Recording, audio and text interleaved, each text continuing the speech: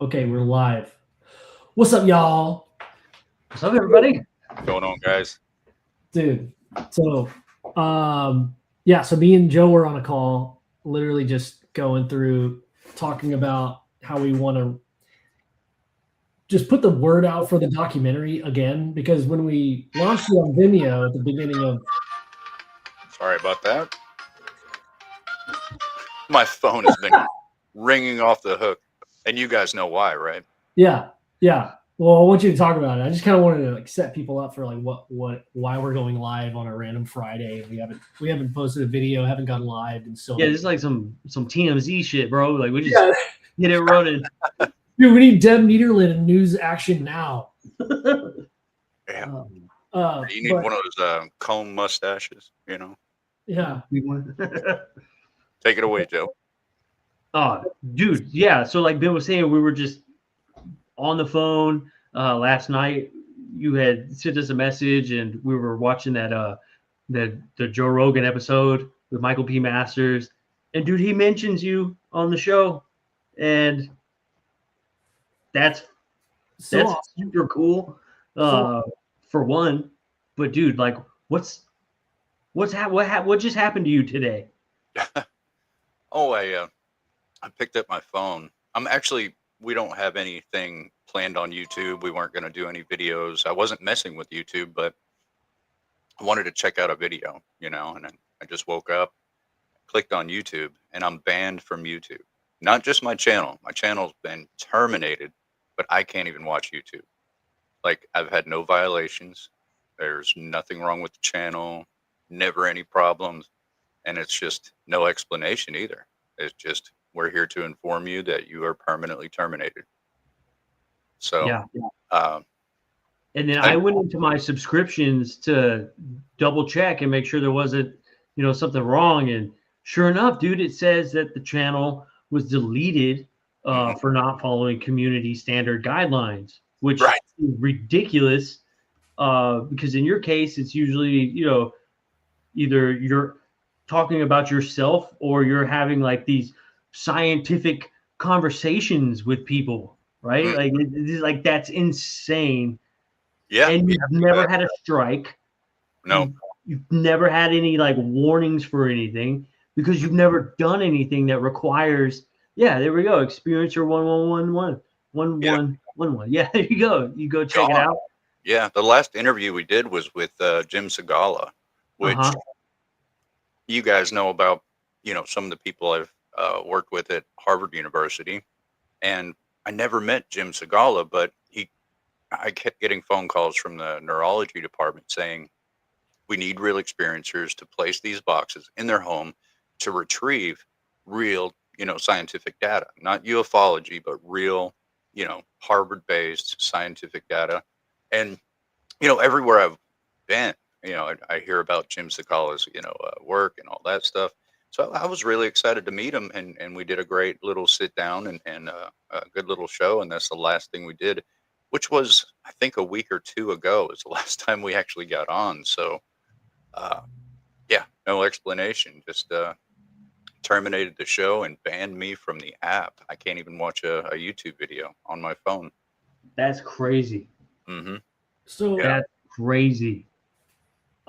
This is like a common theme, though, guys. Like, ever since we started filming for the documentary, all the way up until when we released it in the first week of November 5th. It's not like we've been like a huge channel or anything, but we had people paying attention to stuff we were doing. But like, I'm talking Twitter. Like, I post anything, like nothing. We post stuff on YouTube, and just nothing happens. I've reached out to people like, hey, is this happening to you? And there's just some weird things happening. And then so the documentary comes out, then Age of Disclosure. We knew it was coming, but didn't know it was going to be that quick. But that kind of took up a lot of the airspace. So we decided, like, hey, let's hold off on spending any money on like actual like marketing behind the doc until the wave of Age of Disclosure is over. you shouldn't really have to spend any money. I'm in groups with hundreds of thousands of experiencers. We're talking Reddit. We're talking, all social medias, plugged in all over the place. I've got my own social media with experiencers in there only, and it's an independent network now. It used to be like a Facebook page. But yeah, it should have been well received. I've reached out to well over 1 million people easily, so I'm thinking you guys are selling the doc, getting the word out, and it's not moving. People aren't receiving it. So. Yeah, dude, because we not only post stuff with the UFO Garage account, but we equally post the same amount of stuff like on our individual accounts too. And it's like we're posting this stuff everywhere, and it's like it's just like it's invisible. Like people cannot see it. Yeah. This is not the first time that you're no stranger to having somebody trying to silence you about this whatsoever, right? And then we get into it, and it starts moving a little bit, but then when the documentary's done, it's like it's invisible. Nobody can see it. And then so now we're thinking like, oh, well, how cool. You're actually brought up. You're one of the main stories that happens on Joe Rogan last night. And we're thinking like, well, that's pretty cool, right? Like that could like move the ball a little bit. And like in our heads, we're just like completely like we're kind of baffled, but we're also like, all right, marketing. How can we get people to just see it or even care about it? And then boom, this morning you send a text and you're like, hey, after being mentioned on the show, well, it has nothing to do with the show, the Joe Rogan show. This is complete speculation on my end, but it's just weird that your story would be brought up on the biggest podcast in the entire world. And the very next day, for somebody who's never had any violations or any troubles, for your entire channel to just be completely wiped off the face of the planet to the point to where you can't even interact on YouTube. It's not. It looks like a coincidence. You're not the only person that thinks that. There's a few thousand people that think that. My phone will not stop. Like it's going nuts right now from every app, every direction. There's a lot of upset people over that, and all of them think it was because my name was dropped on Rogan. Dr. Michael Masters has talked about this on a lot of shows, but the biggest one, all of a sudden, boom. Right. It'd be great if I had some sort of explanation, because I don't use my channel to monetize. I don't make any money from it. I don't care to, but to get the word out, to help other people, just like me, was the purpose, and it literally was helping a lot of people over and over and over again. People would rediscover these things that they're holding inside of them. They're not allowed to talk about it in everyday society, or they'll get shadow banned from their own family, their friends, everything. So, they need help. It helps me to help them, to feel better, because it's a lot of weight. It's a lot of weight being me, I barely slept this week. I found out I'm sleepwalking again outside without knowing it, according to my camera that I put up for a neighbor because she was suspicious that somebody is prowling the neighborhood at night. I caught myself. I'm out there for 10:45 at night to 5 o'clock in the morning, completely unaware of what I'm doing, just walking around in the yard. So been exhausted. We told you that that's not good for you. No, I'm gonna have to give it up. Give it up. I saw a face. I'm like going through my camera, and I saw a face in my kitchen window, and I'm like, I'm gonna catch that guy, and I did. It was me. Red-handed. That's terrible. All I had to do was zoom in. The funny thing is, I didn't have my hat on, but I had my glasses on, and I literally have to sleep with my clothes on because I don't know where I'm going to wake up in the morning. So thank God for that. I had clothes on. Unlike now, I'm not wearing any pants. You don't need them. We never are. Yeah, dude. I mean, we just been, so part of us was like, maybe we just do suck. You know what I'm saying? Like, No, No, And maybe we suck or whatever. no, But it's like every effort that like goes to push, it's like something pushes back. Very weird happens to where there is no push. It's so insane. It's very wild. It feels like okay. I'm gonna sound paranoid, but it feels like the same feeling that I got from the phenomenon before we went out and filmed with you the first time, Eric. Like, there's just too many coincidences and like timing of it that it just. I'm not saying like a shadowy organization is behind it, but it feels like strange, dude. Something's wrong. I mean, I got a lot of messages from people that have watched the doc. It was inspiring. Thank you for doing this. All kinds. Not one person says, "Well, I didn't like it." And it's a good thing. People are enjoying the heck out of it. It's just not circulating on social media. The way it should. So, if there's 100,000 experiencers in a private chat, right? And you post something like this with a movie like that in there, coming from a person like me, it's going to get seen a lot, and it's like nobody's catching it. So, yep, the struggle is real, but I'm a rascal. I don't stop, like somebody wants to stop me, you better bring a big gun. But we'll get all this figured out. I put in an appeal for YouTube. Good. And if they still keep it terminated, I'll either open up another channel or get on Rumble or whatever. But you're not going to stop me, just period. I was born different, and I when most people will run, I run the other way. So this kind of thing just ticks me off. It doesn't make me want to back down or give up. Like, life has been too hard on me for me to sit down and feel sorry for myself. So, we've got all of our content still on, a computer, so we could turn around and upload it to anything we want. So nice try, but yeah, what a bummer. Spend all that time, and it's not time marketing things. It's not time spent doing anything selfish whatsoever. That content was literally for suffering people, whose government has been lying to them for 80 freaking years. That's what that channel was. So to have no warning, just to pull the plug, no strikes, G-rated stuff, that was wrong. Whoever decided to do that was extremely wrong. Thousands of people were benefiting from every show we did. So yeah, bro, like every episode you did, it was like, oh damn, that was cool.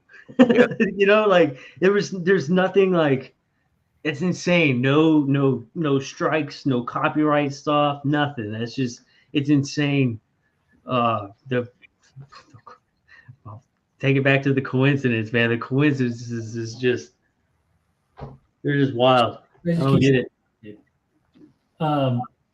Eric, have you been noticing, like, of all the, I guess the podcasters out there that are getting the millions of views and stuff, and the topics that are coming up, does it feel like things are finally tipping over as far as like the things you've been talking about for the past 10 years? Allow me to complain. A lot of times I'll do a radio show or I'll get on stage and I'll talk about something that is not out yet. And I get nothing but stones thrown at me. Time and time again for 13 years. Every single time I turn out to be right because I know what the hell I'm talking about, and nobody calls to apologize. They just go after the next thing, but it's frustrating, but it's almost like that best part of the show you want to see over and over again. That one thing you can rely on that people are just going to do anyway. But yeah, it's starting to come out. It was starting to come out on my channel as well. There's people from Harvard, University of Ohio, Patient 15, who has, a PhD, Dr. Steve Colburn, that worked with Dr. Roger Lear. That guy is extremely intelligent, well informed, and he's got miles behind him when it comes to hands-on. So, but the email change that I see in my phone, where you've got these people at Harvard connecting me to it, and then they're talking to University of Ohio and this university over there, and there's more and more scientists jumping in saying, I'm going to take this angle. Jim Segala says, I want 300 sensors in this person's house so we can pick up everything. That was a great angle. What us experiencers feel like there's no way they're ever going to be able to see what we hide from ourselves, what we hide from our family. They're never going to see it. There's no way. And these genius, super genius people jump in and they're like, let's find this angle. And you take that angle and you take that angle. And it's just like, I knew they were smart, but wow, and Yeah. when it comes to disclosure, the people that are skeptical, look, I understand, it's a psychological operation to build you up, build you up, build you up, and let you down. So the people that do that all the time are either unwillingly part of the psyop or they are part of the psyop. And that's how people give up on this subject. You know, um, yeah, my channel is building up, more and more impressive people getting on and gone. That's the same type of thing. So if you get around something like that that feels that way, be careful. And uh, I am a little dangerous. People tell me all the time, they're like, you're probably on a government watch list. Well, guess what? They called me. Okay. Yeah, they called me to let me know I'm on that watch list. And every time they do call me, I'm being detained. That's the only way. Matters of national security, they can only detain a citizen for 72 hours. Luckily, the first time they called me, I was detained for 7 hours, and they were happy with the information and the conversation we had. They were well aware of the subject. They are fans of experiencers, by the way. That was shocking me because counterintelligence, they don't like me. Maybe it's my cheeks. I don't know. Um, I happen to think I'm an all right guy, but they don't like me. But actual intelligence, the people that don't get on TV, they just follow orders and serve our country. Um, Good people. They're like, hey, you're on our list, and we're looking for information. And I'm like, oh, let's do it. Thank God it was a phone call because they can pick you up from your house, scare the Yeah. hell out of all your neighbors, take you to a hotel, and do whatever they want to you for 72 hours. And so I'm lucky for that. And they're decent people. But yeah, just to let you know, I'm on a list. I know their names too, but they're tasked to figure out what's going under our oceans and what's in our skies, and they're kicking butt at it. They're doing a great job. But yeah, so it's not that those guys. Those guys would promote if they could, but they're not public figures. They're assets for the American government to figure out what's going on in national security. Can you imagine going to the Pentagon? You play with atoms all day in a lab, and you get called into the Pentagon, and you like sit down, and you're told that you're being reassigned, and then you find out that it's UFOs. Like that's got to be a terrible day. You walk outside, you got a 200-page briefing, you're looking at the trees and the cars, and you're like, well, how do I start this off? How do Yeah. I do this? So they start off by calling Harvard University, Stanford University. They get into all these PhDs. What do you know about this? What do you know about that? And every single time they're like, you should get a hold of Eric Mitchell. And that's what these PhDs are saying about me. And it's not because I'm incredibly smart. Definitely not as smart as those guys, but I've been around the block. I'm the one that's been assisting them, saying this is what I've learned from experiencers. This is what I've learned in my personal experiences. And there's no way you're going to be able to take a look at that. And they're like, no, I have an idea. We're going to do it. And it's like, wow. So, I see people on X. They're like, there's no way disclosure is coming. It's bubbling under our damn feet. The heck with a rich politician that gets behind a podium and tells us another lie. We've got science streaming this stuff to make it a reality for everyone. And that's great because we've got people in sociology, psychology, neurology, and all the other ologies I can't pronounce. It's bubbling up under our feet, and that's just science. Look at the Hollywood disclosure movement. I mean, there's so much going on. We would sit here for hours talking about UAPPD, retired police officers that are now doing it instead of MUFON, where they pay $300 to read a book and pass an open book test to dictate and help your life out. Yeah. If they hired surgeons that way, I'd be in a lot of trouble. I would, but to have real trained narcotic and homicide people, rape victims, trained to look at all those things and then come to your home when your hands are shaking, your worldview's freaking destroyed, and you don't know how to pick up the pieces and get back to your life, And so it's just every direction you look. Now, there is a mind, a certain mechanism discovered over time that, and don't get me wrong, but there's the entertainment mind that's based from watching television and pop culture and all that stuff to sort of receive this subject in your brain. And that can misconstrue a lot of stuff when there's people that live it, because that's a different part of your brain. This is when I'm folding laundry. This is when I'm taking the kids to the park. This is my reality and not something I can reference with the entertainment mind.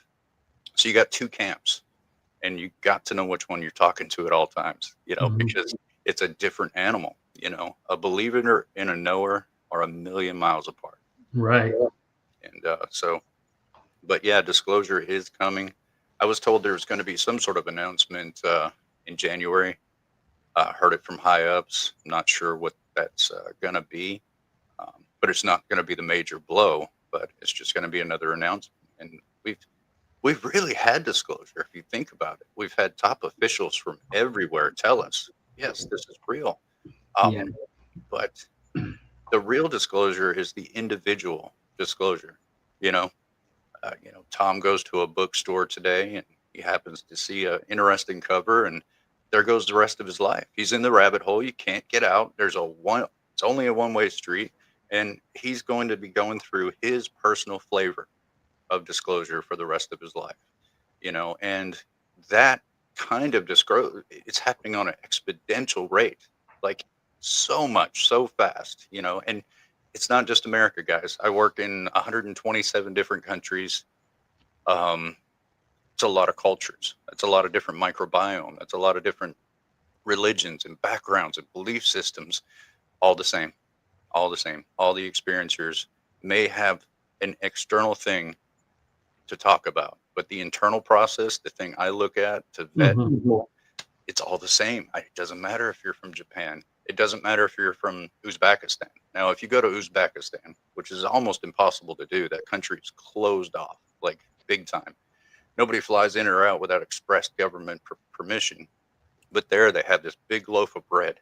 It's cooked everywhere, street corners, in your kitchen. Mom's house is always baking them up, and they love their bread.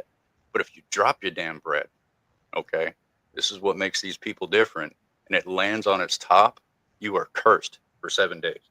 Now, this isn't like a what you tell your 5-year-olds. Like, the local priest is scared to death of dropping his bread. Everybody is. You don't drop your bread. I got a guy who calls me up. He said, I'm in trouble. I dropped my bread. I've got 4 days. This is the stuff I deal with, man. We could do a whole 10 movies on like the coolest cases. We don't talk enough. But the guy dropped his bread. He had a hard first few days. The curse was everywhere. You can't escape it. He has 4 days left, and he finally finds me on the internet and calls me. He said, I've got 3 days left of this curse. This orange ball keeps coming down from the sky. I keep knowing things I'm not supposed to be knowing, and everybody's looking at me funny, but they know I dropped my bread. I got 4 days. How do I cope with this stuff? And I'm looking at his life and the things he's telling me, and I'm thinking, he doesn't have 4 days. He's got the rest of his life to deal with this. But I'm sure the story helps him with him dropping his bread from Uzbekistan. But that's not the case. But yeah, it's a shame for anything to stand in the way of doing this kind of work. For me, it's going to be for the rest of my life, and the echoes after that. I've got nothing left. So it makes me think, like we know your story is important. That's why we did the doc, and I super proud of how it came out. But like, I'm just trying to think, devil's advocate. What reason would whatever have to stop your story from coming out? Like, what Oh, what you, could you that? you just peeled open uh, the most important question. You know, I got a call, and this is going to sound like a spy movie, but my life is that way anyway. I didn't pick it, but I'm learning how to, deal with it on a daily basis. So Travis Walton, Allagash twins from 1972 abduction, several like of the most known experiencers in America were contacted by a guy in the CIA. He's an experiencer, and over time he became our smoking man. You know, so some things I've said publicly that haven't happened yet, I get it from the smoking man. He was right 100% of the time. We can rely on him. He calls us all up, including Travis Walton, and says, "Guys, we need to meet in person. This is a very, very important conversation. We've never met in person." He would go to the Family Dollar, get a $15 flip phone with no GPS in it every single day. So it couldn't be tracked or located or anything like that. So we never knew what number he was going to call from. So we meet at Jack and Jim Wiener's house, the Allagash twins. And he rolls up in his convertible, gets out. We laugh, we have a good time. Then he sits us down and says, they're going to do an attempt at disclosure next year in October 2017. This was 2016, guys. At the time, I was talking to a scientist by the name of Joseph Firmage. Mhm. His company was called INTERNASA, International Academy of Science and Arts. They were offering to pay a man $300,000 to make him popular so they can do this disclosure attempt, right? So I was like, yeah, I know Joe. He confirmed my case through science and stuff like that. Wanted to meet me. Heard from, I think it was Jim Semivan, that I had a case going on. He was unaware of it. So he immediately calls me through Facebook and starts darting questions at me. I thought he was a show host. I had no idea he was a scientist who was surrounded by the CIA at the moment. But he was really interested because he was building this oscillator that created alternative energy, electricity, one over unity device. So we talked to our smoking man. He tells us, and he says, "You guys, they're gonna disclose UFOs, but what they're gonna leave out is experiencers. It's just too much of a liability. And the most important thing is the capability of some of these people belong in the hands of our service to our government and not running around loose on the streets, doing whatever they need to do." So, and there's a lot of power in that, guys. Like, I got friends in Japan; they call them superpowers. So I you mean, can. you're telling me. I mean, I know this, but Mhm. I was writing emails trying to get you on other show. Like I reached out to like Theo Vaughn. We're trying to get you the guest spots to get your name out there. In my little paragraph, I just tried to speak Theo's language, and I was like, "This dude is telepathic, is legit telepathic." What about you? Like, I've had an experience that I can't explain leading up to meeting you, Eric. I mean, obviously, Michael Masters talking about superpowers. I mean, we Yeah. touch on it. We touch on it in the doc. I mean, you can make a noise with your brain. Um, what that is, I don't fully understand, but I mean, if that's the What they superpower that they're afraid of, is Well, that's what they're coming to try to understand. First, I got to do the experiencer thing. So these experiencers, some of them become assets and work for Lockheed Martin, Raytheon. Every company like that has at least one experiencer. NASA has Timothy Taylor, for Christ's sakes. So all these organizations squander people like me. That's why my lead investigator Bear swiped me up, took me to Kentucky, put me through a buttload of training to become who I really am. To kind of teach me. I'm in cognitive dissonance. I'm in disarray, disbelief. I don't want to believe any of this stuff. So to free me from that, he taught me what I was already capable of doing, And of course, the Night Stalkers helped me out. Everybody went to like the Monroe Institute, or I learned this from over here. So I had a lot of support and help while I was in Kentucky. But what I've seen, what we're all capable of doing, it's just unimaginable. It really is. And if you unleash that into society, the first part of the brain anomaly is empathy. That's the first thing that happens. So you're not looking around watching a bunch of evil experiencers run around do bad things. We're empathic people. That's the first tentacle that reaches out into the world, is our emotions and other people's emotions. You're feeling them too at the same time. You think everybody else can do it, but it's not true. It's just not true. I can't imagine walking around the supermarket with no feelers, but it's got to be different. But I kind of get lost in thought. But if we go back to the Egyptian days and you look at the Book of the Dead, they would teach these special people rituals of pain and heartache to induce the ability to call down Ra. And once Ra actually came down, and they learned this over hundreds of years, then they knew you were the person that was able to do these things. You can call down the gods. So that later on, through Hitler and all kinds of things, became the Monarch Project, where, the reason why it's called the Monarch is because the first, second, third generation all have the same DNA strand and all that stuff, family after family. The fourth generation produces a random nucleotide polymorphism in its epigenetic DNA that actually creates the brain to have a bigger EEG, electromagnetic field. So these things actually pick up on, the activity of the Earth, and they actually fly south for the winter time and come back. They know how to come back. So when you look at experiencers, you see that it skips generations, just like the monarch butterfly does, except it's not 1, 2, 3, 4. It's more random, and it's epigenetic DNA. So it wakes up within us and starts feeding into the motor receptors of our brain. So we feel like we're going through savant syndrome, and we are, according to the studies now. Skywatcher will have a EEG portable on your head and study your brain while you're making contact. And they can definitely see these strange electromagnetic fields alternate. And what they believe I'm doing is alternating those electromagnetic fields. Now, if you zoom in and look at the little pieces, you'll see how uniformed it is and controlled. The beats per second are so tiny and so fast and rapid that you may not pay attention. Like I did for, who was that? Patrick from Vetted. Yeah. I left him a cool message on his computer, and he never looked. And this is how I know why. He's still out looking for psionics to go in his documentary. And I just left him this beautiful thing. You can take it to any science person or sound engineer. It would just blow their minds. Like, this came out of a person's brain.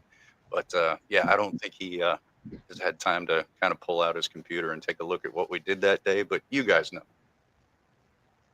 Yeah, I sent him the audio files from my computer, actually. So I isolated those frequencies so I could take a look at them. But yeah, I sent them over after filming with them in that room. That was a cool deal. Yeah. That was awesome. But what was the other question you asked? Because my brain went on like so many tangents when it came to why would they want to. Oh, I mean, I think it's just speaking to like our collective frustration with this project. I mean, again, dropping the documentary again, because that's what we're talking about when we're talking about like frustration. But you're talking about frustration with your specific story since you started talking publicly. We're in it coming in way late. We made this movie. We're coming up with just unexplained, just pushback from getting people to like look at the story. Like, yeah, trying to get your damn story out. Like, what? So the question was like, what is a part of your story is so dangerous that it just seems to just collect pushback? Or, well, I think if that's what's going on, it would not take much for someone like myself to stand up and others to see what I'm doing and strengthen themselves and do what I'm doing, and they're highly capable of doing it. Now, think of having a million Americans all at once say, no, I'm not hiding this anymore. I am who I am. Gay people can do it. Why can't experiencers? And I think it would change the structure of our entire society very quickly. It really would. I mean, Dr. Gary Nolan, he said these people aren't crazy. He said they're highly capable of doing a lot of things. As a matter of fact, you should hire them to run your Fortune 500 company. They can hire and fire intuitively. They know what's going on without having to be in the building, Yeah. all kinds of things, I mean, so yeah, if you integrated this into society, we are a particular species within an ecosystem that doesn't recognize for what we are. Therefore, nature will camouflage itself until the ecosystem can accept itself. But at the same time, everything's feeding off of everyone else in order to survive.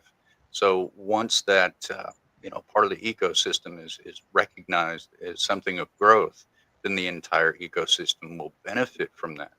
And if you don't want your ecosystem to benefit and grow and keep it in a nice little orderly fashion and control it, you won't let the entire ecosystem know about itself.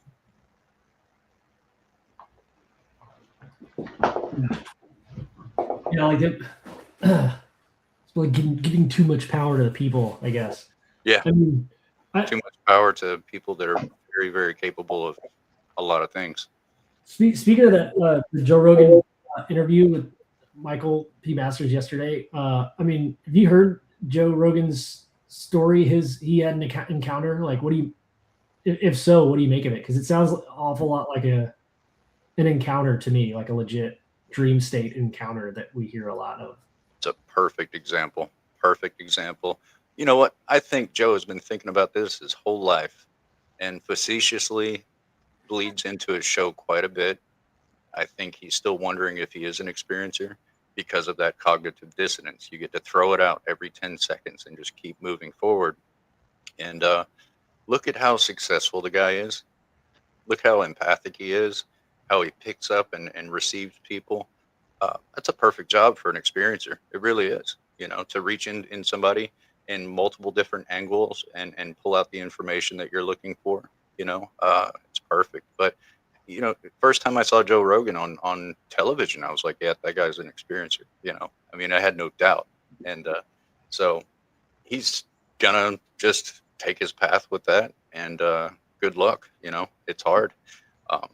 Hit any bumps in the road, Joe? Call me. I'm here to help. But Mike, it was the same way. He's had these little experiences, just enough to keep him curious, but not enough to pull him all the way in. So he gets to fit back in his little box and live his life. But when we had that night on the balcony, he could no longer deny what just happened because he had a physical human being with information he already had in his brain, and we dove in together. And so he can't explain that away. He can't say it was acid. He can't say, I don't do drugs. The guy had 2 beers. Heidi and I were completely sober. I just got back from Skinwalker Ranch, so my brain's on fire anyway. That place is something else. If you can get something to freak me out, you did a good job. And Skinwalker Ranch, there's aspects out there.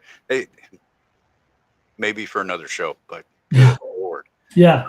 So I got to give the owner of the Space Wolf Research Center a full property analysis, surpassing the 62 years they've been out there with scientists. So they're like, how the hell do you know all this information? And my friend's like, well, that's Eric, but that's how it is. If we get to do a number 2, I'll take you to literally the scariest place I've been in America. And that's where I trained at Octagon Hall. And that place makes Skinwalker Ranch look like Disneyland. It's just, wow. The first 3 days there, I was looking at my investigator like, that's a funny prop. There's another funny prop. And about 3 days into it, you'd have to know Bear. He looks at me and goes, Eric, there has never been a prop in this house. Everything you're seeing is real.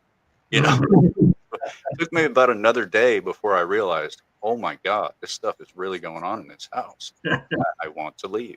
That's kind of what Bradshaw was like. It felt like a movie set. But We went out to Bradshaw Ranch, me and Joe. Yeah. Oh yeah. It felt like a movie set. It was spooky, dude. Yeah, it's a different feel. Yeah, I don't know how much time we kind of had planned. I'm glad you were able to hop on, dude. Sure. Me and Joe were talking on the phone, like we're talking about it. We should call Eric, but also let's just hop on YouTube in case our shit gets taken down. Like at least somebody were to hear, like just the sequence of events. I'm sorry if it does, guys. I know you put a lot of work into your stuff. I certainly didn't do anything wrong. Like I said, I never got a strike, anything like that. But it was just a notification that your account has been terminated. Would you like to dispute? I'm like, yeah, but yeah. We're definitely going to dispute too if we have to, but that was part of it. It was just like out of nowhere, dude, your channel gets erased. And we're like, okay, well, we got to go live and we got to have Eric on. Yeah. Because that's a big middle finger to whoever did it to just put you right back on YouTube an hour after they deleted your shit. Right. Get your channel like an hour before you sent that message. Literally just looking at it because I was trying to get a clip of you and Michael talking when he was on your show, and it was an hour, 2 hours ago now. Yeah. Yeah, there was a bunch of people watching the channel as it went down, and they all reached out to me, whether it be Facebook or my personal number, and they're like, "What the heck is going on?" And I'm like, I don't know. But you see how upset I am, and I'm throwing stuff and yelling and screaming. Now I'm used to this kind of crap. Oh, we know you're used to it. Yeah. We know you're used to it. I'm like that, like that autism child that makes his own way through, existence. It's just whatever comes at you. Yeah. But, it's strange for Ben and I, you know what I'm saying? Being on the outside and seeing it happen in real time. It's something that you deal with on a day-to-day basis. But when you're on the outside looking in and you're like, dang, what a coincidence. It's like, how many coincidences have to happen in a row for it to stop being coincidence? And we're getting to that point to where it's kind of like, okay, what? Like that was, having your stuff gone was just like, all right, that's weird. Yeah, I can have a PhD run you some numbers if you'd like. I need to, because this whole thing is set up, exactly for that, to help you tell your story and to help other experiencers hear your story and understand that, hey, guys are all out there, don't feel alone. You can find some help. Like it's important to get the word out. And it's just like, it's crazy to how mushed it's getting. It's really like, it's up to the listeners, like to you guys, to, watch the film and share it with your friends. Because as you can see from today, like Eric's entire channel just completely got erased and taken down. It's like just slowly, bit by bit. So we gotta do our part, The documentary is released. My name gets mentioned on Joe Rogan, and all of a sudden my YouTube channel disappears without warning, without an explanation. Just, you're terminated, and I can't even get on YouTube to watch videos. I'm banned. What did I do? It's crazy because he doesn't necessarily say your last name, but like we know who it is. You know what I'm saying? And whoever didn't want it out knew exactly who he was talking to as well. Yeah, well, I mean, he does say my name, my first and last name on a couple of interviews, so a lot of people on that. I wrote a book called The Balcony Experience, so that might lead to the fact that it could have been me. But it was me. I mean, I've known Mike for over 2 years now. Sometimes I'll be watching TV and something will just come through, and I'll text him, and it's usually something he's thinking about or having a problem with, and it's almost a household funny for them. The wife is more in tune. She's a spiritual woman. You can feel it in her presence, and I've just been on like Zoom with her, and I could just feel it so much. And she leans over her shoulder and looks at me through the camera. She says, "Thank you." I felt so bad because, that kind of ontological shock, I know what it's like, but I felt I had to do it. Guys, we're friends. I just wanted to go to the VIP room, see Heidi, give her a big hug. We're great friends. We spoke on the phone for years. Finally got a chance to see her, give her a big hug. We're buddies, and we help each other through things that most people couldn't articulate, on a daily basis. So I want to give her a big hug. And I walk into this VIP room, and there's this dude sitting on a bed, and the whole room just dissipates. And there he is, and that's how I knew I was switching from my frontal cortex as my executive function into my experiencer function. And that kind of switches into a dreamlike state because that function is not used to being your executive function.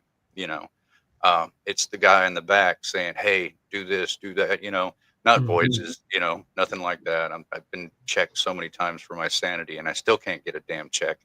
But once that happens, you've got that choice.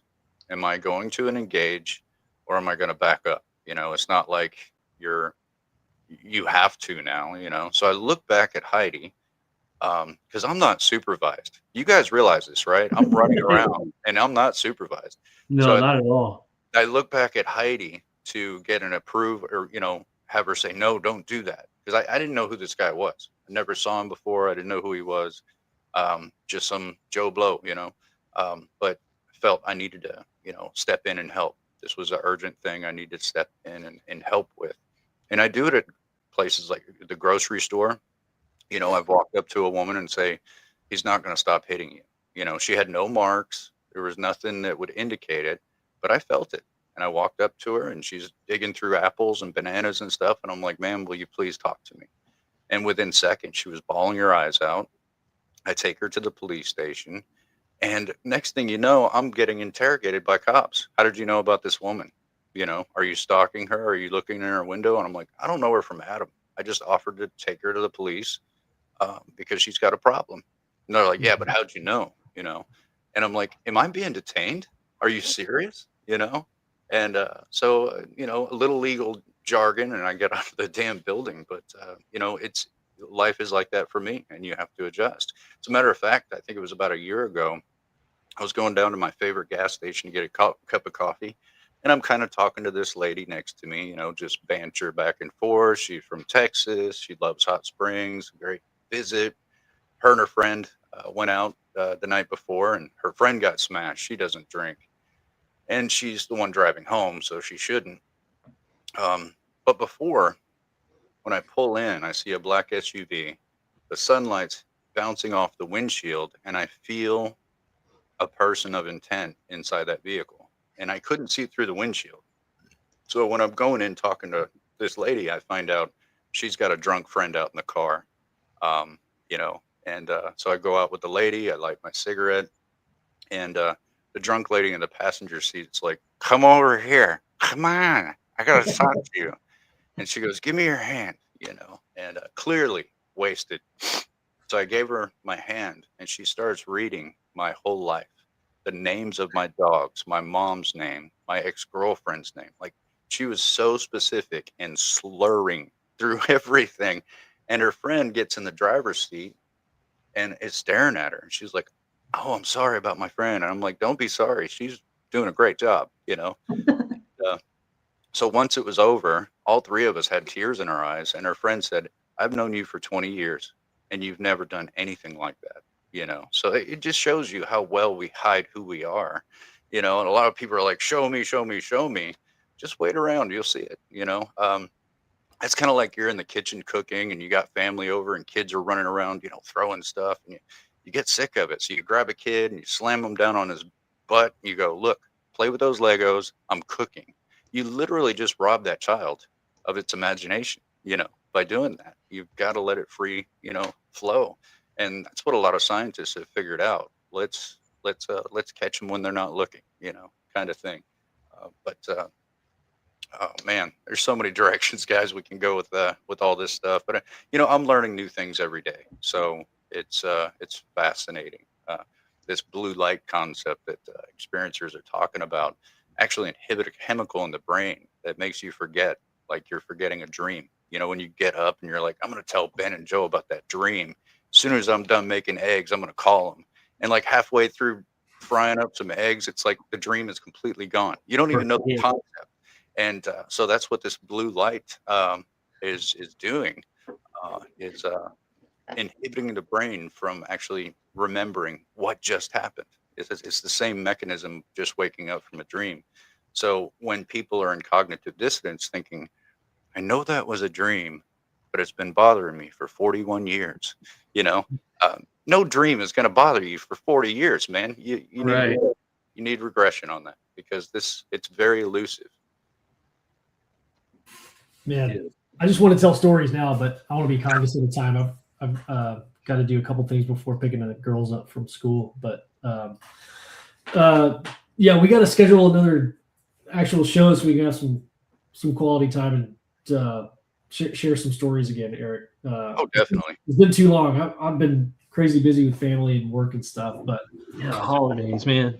The holidays. But like I was saying, like, the timing of our release with the doc and then Age of Disclosure came out, it was like, why even bother? Let's just wait till that wave's over, and then we'll hit it back hard with just try to spread the word. And I would, I want to see you get on some other podcasts. Just share your story, dude. Like, it just needs to be out there, man. Another thing I feel really bad about is, people in the comments are going to throw rocks at Michael Masters. He made this up. He was on drugs, blah, blah, blah. And I like to be able to have my opinion and go in there and say, I am the Eric he's talking about. And he remembers it correctly, and just have his back, because the guy's not lying. He's not embellishing. He's been in, ontological shock for 2 years at a time.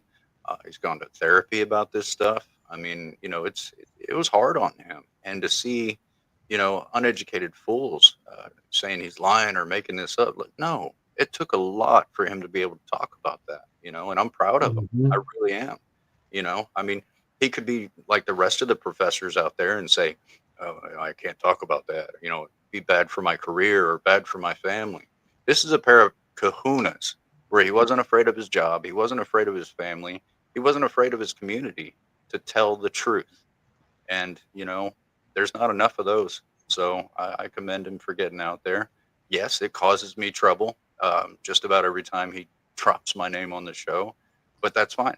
It's part of it. I'm used to people throwing the wrong opinion my direction because they can't possibly understand what I've been through. I get that. I understand. But Michael Masters is a stand-up guy. Everybody that knows him will say that.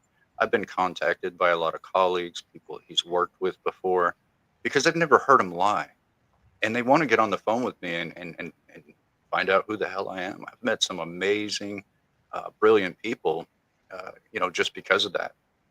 And these people, they're not on board with attacking Mike. They've got his back no matter what. And, that speaks volumes. It really does. I mean, you can get into a Twitter conversation, but you're not going to get anywhere with that kind of mindset. But he's a brilliant man. He does what he can for the betterment of his surroundings and people. And he had to go through a very difficult change in order to be effective for himself and his family and his friends 100%. And I felt that I needed to step into his life and give him that opportunity, as much as I did not want that to hurt him. But he's going through the change, and he's kicking butt. Like, the first thing he did was help write Harvard's most read paper in history on UFOs. That's the first thing he did, right out of the bat, right out of the gate. Got a promotion at his job almost right after that.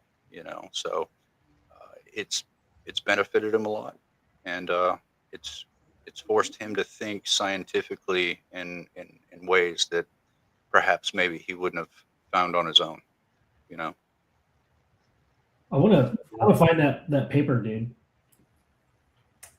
Yeah, who do I contact?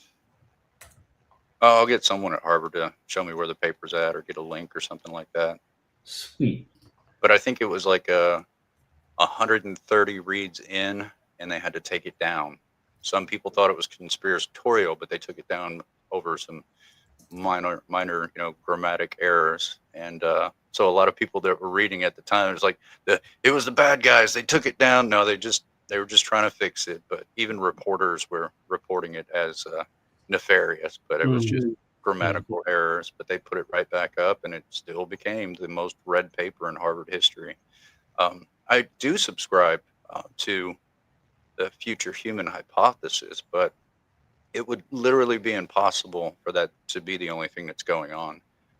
But every possibility belongs on the table. I was just talking to a naval officer not too long ago that was telling me 13,000 years ago, when that last cataclysm happened, what if we had our own Atlantis with, really good technology, and where everybody else had to start as a caveman again, they were actually able to thrive. So for the past 13,000 years, they've been evolving better technologies and decided topside's not safe. Let's build some civilizations under the ocean.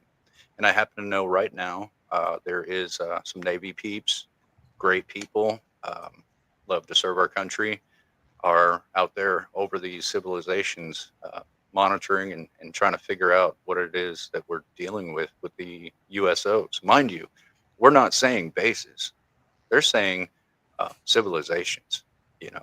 So God, I mean, the running joke is that we found the mermaids. That's what they joke about. But it's either a civilization of humans that have surpassed us by 13,000 years, or it's a civilization not from Earth. Antarctica. It's in Antarctica, Atlantis. I know of 3 locations I found on my own. One is northern Guadalupe Island. If you go to the northern tip, you're going to see a blue electromagnetic glow. And when I remote view, what I see is a lot of sharks in that area, which is funny because it coalesced. Sharks' noses are very sensitive to electromagnetic fields. So they're breaking away from migration to go to these civilizations to kind of swim around and get that nose tingle going, But yeah, northern Guadalupe Island. I can't think of the name of the peninsula right now, but there's a peninsula that comes off the back of Russia over, the Japan area. There's a peninsula there. There's another location there, and another about 60 miles off the coast of France. Northern Guadalupe Island. That's it. Whoa. Okay. Pretty close to the Catalina stuff, huh? Yeah, I was about to say. Dude. Yeah, man. Right there. So what do you think we're gonna find there? Is it just a civilization that's been there for freaking ever, and we're just the people making a big mess on the second floor of the house? I think there's grays out there. I think there's grays right there. Now I've got a friend of mine that bought a house just off the coast of California there, retired, put up some cool cameras because he liked to watch all the military exercises when they do that out there. And what he was catching is these things coming out of the water anywhere from 10 to 13,000 miles an hour, buzzing right by these helicopters and jets, and then going right back in the water, and nobody's noticing it. But this retired guy, and he sent me, a bunch of clips and stuff. They're moving so fast, the sensors, nothing's picking them up. So they're eons ahead of our stuff as far as technology. But yeah, that's his hobby now, is to watch these incursions happen, and our military not even having a clue, because they don't know they're being observed in the ocean out there. That's cool. You think they're messing with any kind of energy weapons to down some craft out there, like our military? And they might. That's what scares me, is they're out there right now, quote unquote, poking the bear, and they're in way over their heads. But here's the thing: you collect intel for safety precautions before you get yourself involved in action, right? So they were only able to gather tiny bits of information. So they have no idea what they're messing with out there. Right. But I'm telling you, these things are fast. They are fast. You know, it's just incredible. But the technology, ours is so far behind. If we got into a battle and they were aggressively attacking back, it wouldn't last long. I mean, we would lose.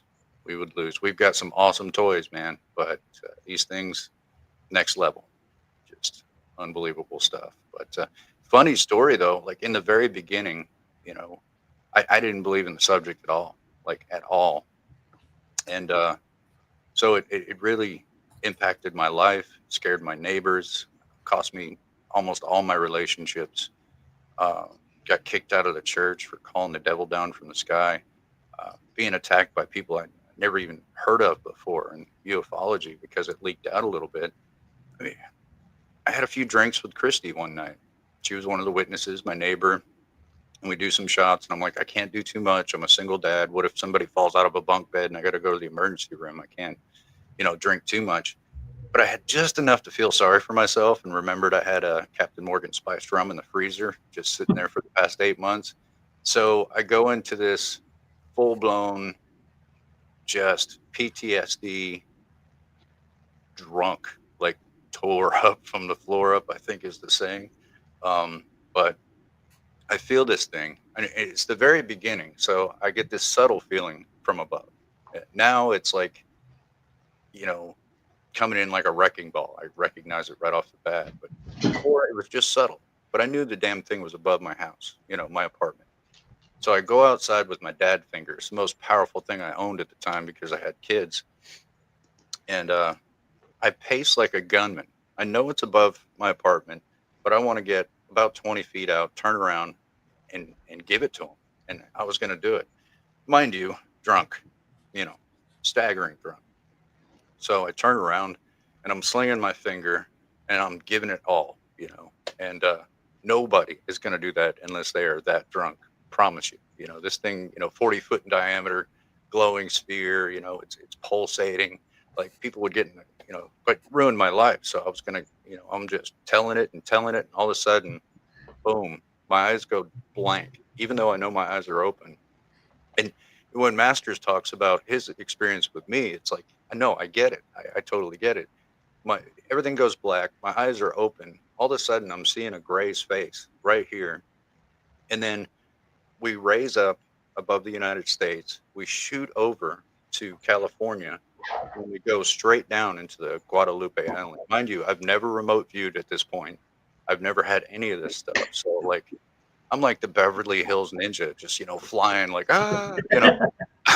But we plunge into the ocean, and here's all these sharks down there, and we get closer and closer to this blue electromagnetic glow, and all of a sudden, this entity was like, no, you can't see that. And boom, all of a sudden, my eyes, I can see, and I'm standing in my driveway again. I'm like, what the hell was that? I'm never drinking again.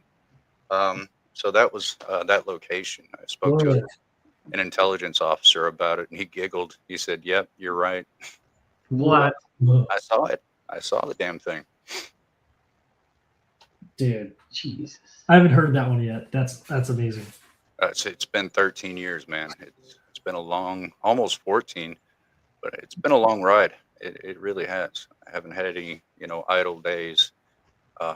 Crave it. I had a nap once. That was great.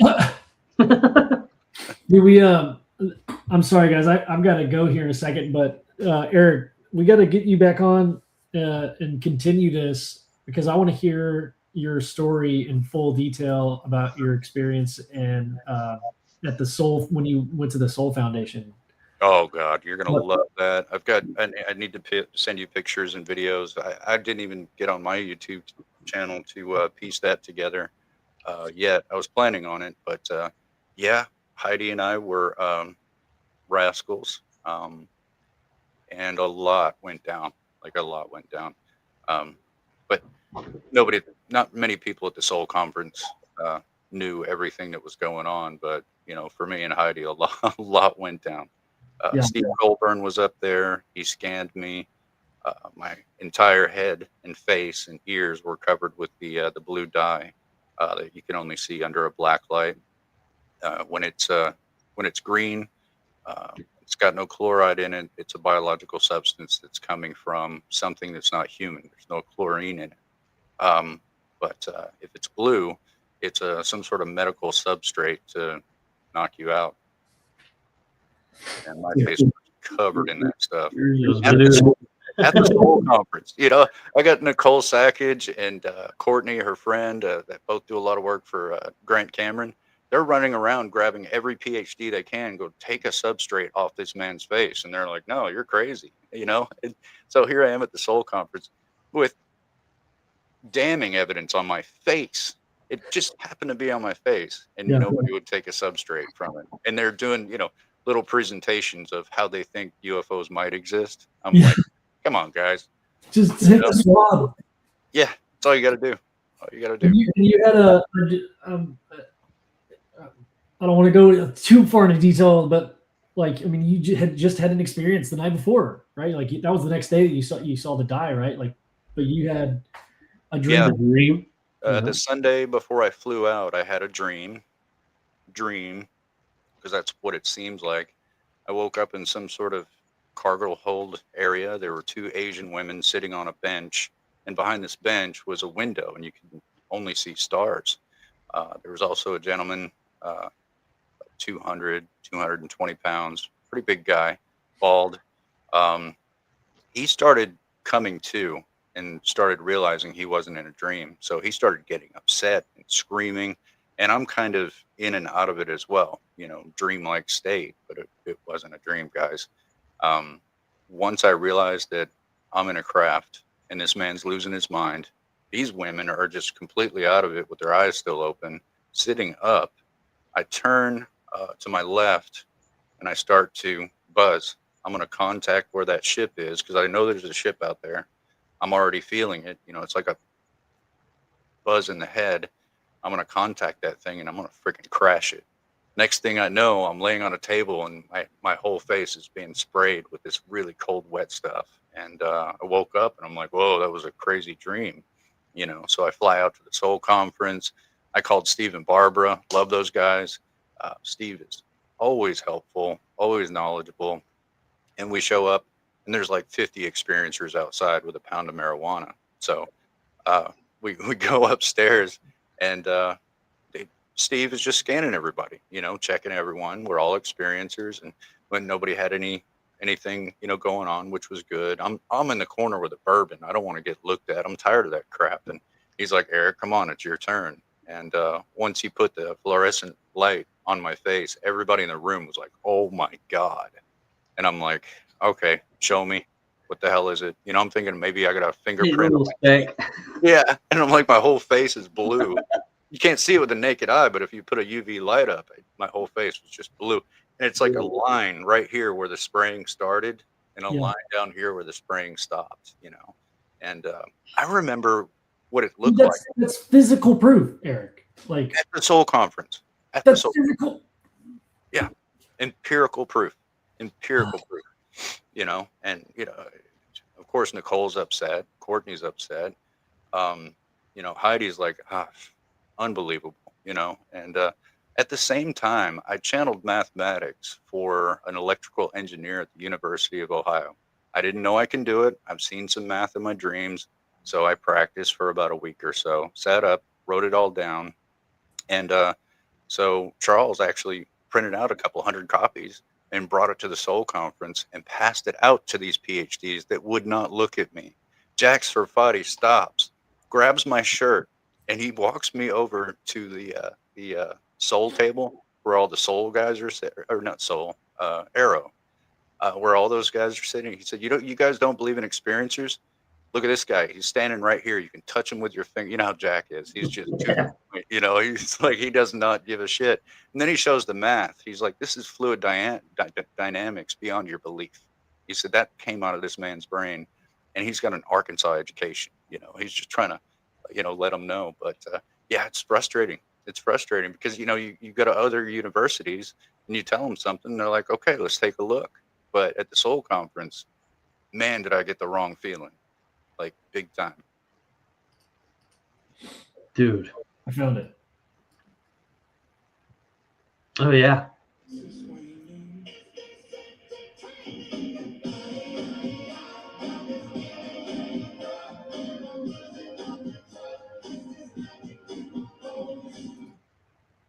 Yeah, Now, dude.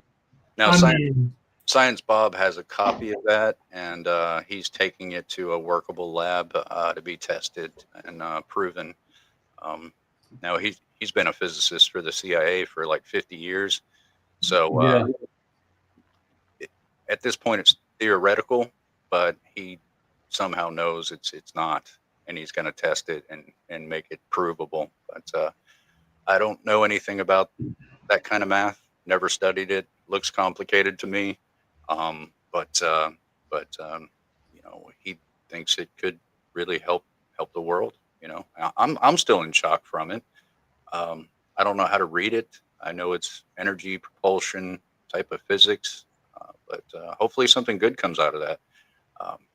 I was thinking I might like put it in a ChatGPT or something and see what it makes of it. But Of course, they've already done that.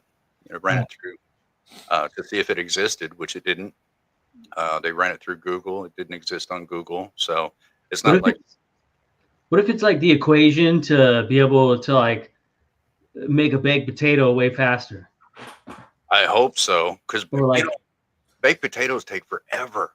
10-minute meatloaf or something, you know? Yeah, 10-minute meatloaf. This is the formula to having an enjoyable DMV experience. Yeah. Oh, someone asked, how do you get the stuff off, Eric? The spray? Dye. The dye. It doesn't come off. It infuses with your skin, so it takes somewhere around 4 to 6 weeks. I suggest if you're going to test yourself, that we'll put you in clinical, you know, depression really fast once you find empirical evidence on your body. It's tough, but the best UV, I would go to a pet store. You know, the stuff to look for cat pee in your carpet and stuff like that. It seems to have a good frequency to pick it up very well. They're just built that way. But yeah, there's little tricks that we can learn. I mean, you could take one of those flimsy water bottles, pour it out, and take half the air out, squeeze it, put the cap back on, and set it right in your windowsill. And when the barometric pressure drops outside your home, what you're going to have is a barometer, because you're going to hear crinkling of that bottle when that happens. And a storm usually doesn't have enough power or pressure to do that, but these objects always do. Wow. Always. So instead of getting a barometer for a couple $100, you can use a water bottle. Especially out in the field. If you're doing something out in the field, leave a bunch of those half-empty water bottles out in the field. When it starts crinkling, you'll know you're about to have a visual. Whoa, that's cool. Yeah, the stuff along the way. Well, we got to do some those things I will not be doing. you saw how our psionics test went, Eric. Yeah, that was top notch. That was you did everything you were supposed to do. And more, if I might say. Invite me next time, Ben. Went above and beyond, dude. Oh yeah, We'll do it. I have been talking with Skywatcher, and I'm not going to sign any NDAs or anything like that. But when they start physically operating again, I might go out into the field and try them out and see what they got going on. But I've talked to a lot of the other psionics. I even helped them with their personal problems and stuff like that. Great guys. So we'll see what happens, there in the future. Nice. Yeah, I feel like we're only scratching the surface on all right, get society to agree this is happening, now what, and then all work together to, I don't know. Yeah. Right now, all these scientists are going through a 10,000 terabytes of information, and most of which are EEGs, and watching our brain disassociate into the experiencer function and reach out. So they're literally watching the neuroscience happen in real time during contact. And I was talking to Jim Segala the other day during the interview, and I'm like, are you watching disassociation and putting executive functions up front? And he goes, that's what it looks like on screen. So I was like, damn, I just told on myself. Damn, dude. Dang. Well, boys, I hate to do this, but I got to get going. I know. Yeah, dude, thank y'all so much. We got to do another podcast. I know this was random, but man, I miss doing this, dude. It's so fun. Yeah, anytime. I mean, I don't have a YouTube channel anymore, so say hello to everybody from my destitute jail is right here in UFO Garage. Yeah, dude. Well, we'll make sure to get another one going here pretty soon. And just your channel's down, so anybody watching this or getting a chance to see it, make sure you check out the doc, share it with your friends, share it with everybody, so we can maybe find a little workaround to this, whatever we think might be going on. Who knows? But just share it and let everybody know, and we'll hop on and do another one of these here pretty soon. Everybody that's watching the live right now, thanks for showing up and hanging out. Yeah, definitely. Man down. All right, guys. And take off, buddy. You got kids. Talk to y'all later, man. See you next time, guys. Take Bye. care.